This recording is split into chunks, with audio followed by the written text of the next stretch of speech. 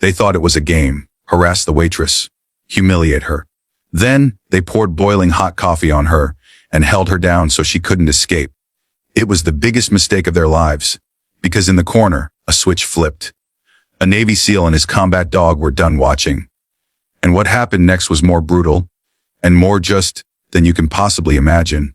You need to see the look on their faces when they realize who they've just messed with. Subscribe now.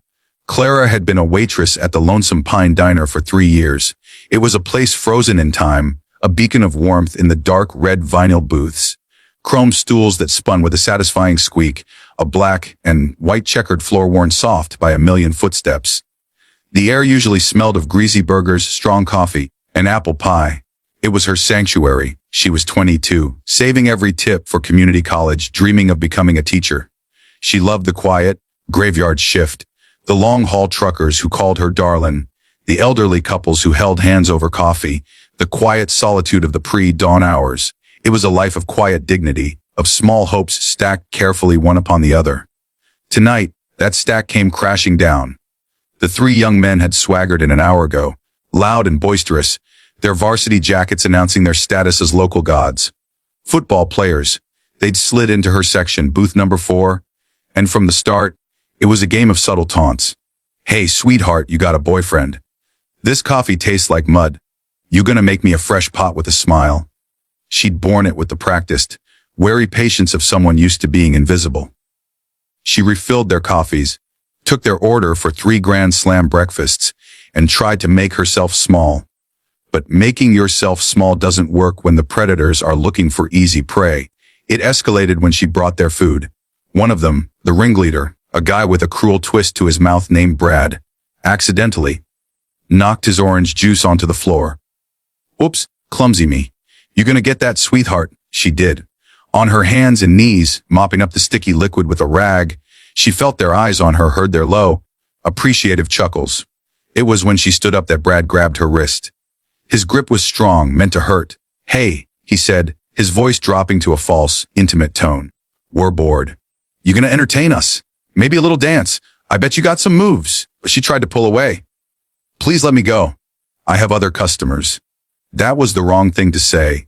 It challenged their perceived dominance. The other 2, his lackeys, Mitch and Derek, were out of the booth in an instant. They flanked her, each taking an arm. Panic, cold and sharp, began to replace the wary annoyance in her chest. Let me go, she said, her voice rising, cracking with fear. Brad stood up, looming over her. He picked up his coffee mug. It was still half full, steaming. You know, he said, his voice conversational, you're right. The service here is pretty cold. I think you need to warm up. That's when he poured it. Slowly at first, a trickle onto her apron. A dark stain blooming. She gasped, flinching back, but his friends held her fast. Then he tilted the mug further, and the full, scalding stream hit her chest, soaking through the thin cotton of her uniform. A strangled cry escaped her lips. The heat was immense, a shocking, painful brand of humiliation. The laughter erupted around her, loud, brutish, and empty. They didn't see the man in the corner. Nobody ever did at first. He was a part of the shadows, a silent monument in a booth by the large picture window. He wore faded digital camo pants and a plain gray t-shirt, his posture ramrod straight even in relaxation. A German shepherd, a majestic animal with intelligent, watchful eyes, lay perfectly still at his feet under the table. The man's name was Jake. He had been watching the entire scene unfold with the calm, analytical focus of a predator assessing a threat. His hands, resting on the formica table, were still, but his eyes, a cool flinty gray, had narrowed, missing nothing. He had come in an hour before the boys, ordering a black coffee and a slice of pie he'd only taken 2 bites of.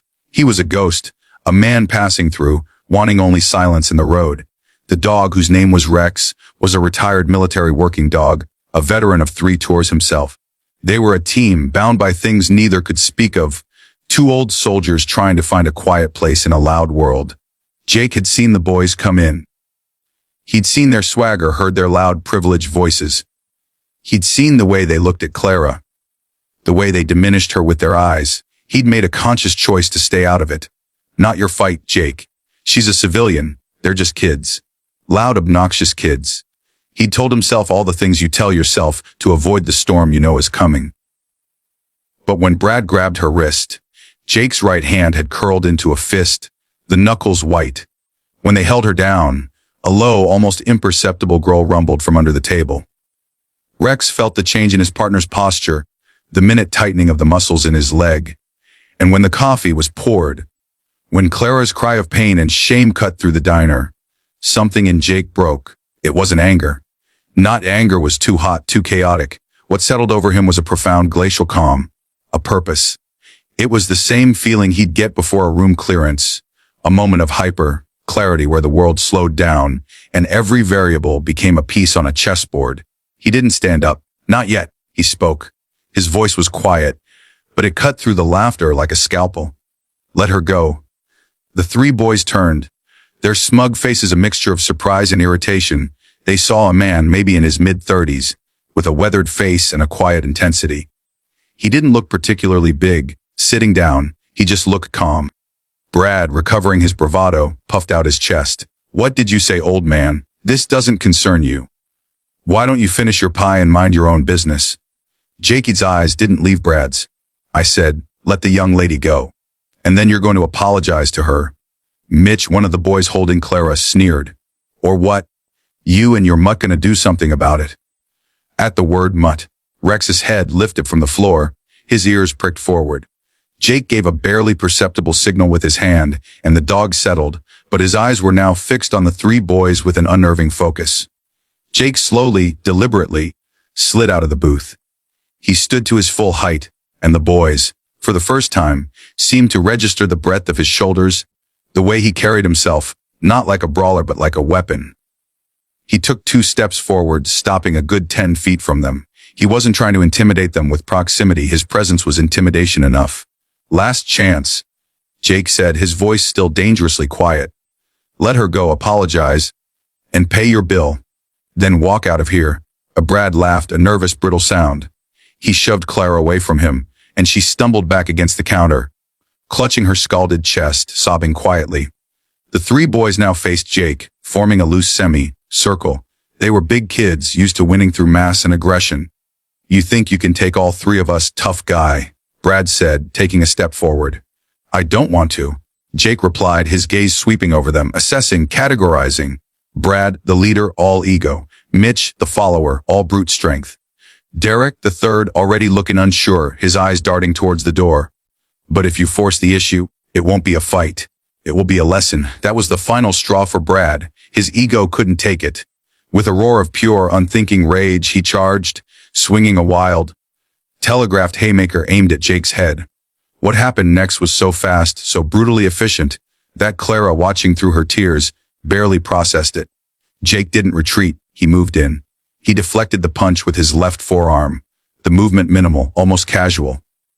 At the same time, his right hand shot out, not in a fist, but with his fingers stiffened, striking Brad precisely in the solar plexus. It wasn't a knockout punch. It was a shutdown. All the air left Brad's lungs in a pained whoosh. His eyes bulged, his charge turning into a forward collapse as he clutched his stomach, gagging and gasping for air that wouldn't come. He was neutralized, reduced to a writhing, helpless mess on the checkered floor. The diner was silent except for Brad's choked gasps.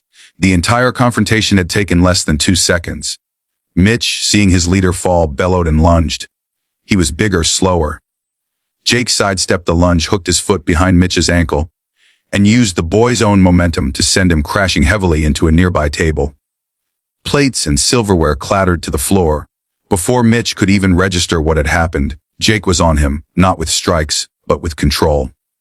He twisted Mitch's arm into a secure lock behind his back, applying precise pressure. Stay down, Jake commanded, his voice still calm, but now with an edge of steel that brooked no argument. Mitch, his face pressed against the sticky floor, whimpered in pain and shock. Derek, the third boy, had frozen. He hadn't moved from his spot. His hands were half raised in surrender, his face a mask of pure terror. He looked from the gasping Brad to the pinned Mitch, and then to Jake, whose flinty eyes now settled on him. Jake didn't even have to speak. Derek slowly, carefully, got down on his knees and put his hands behind his head, as if he'd seen it in a movie. The fight, if it could even be called that, was over. It was then that the diner's front door chimed.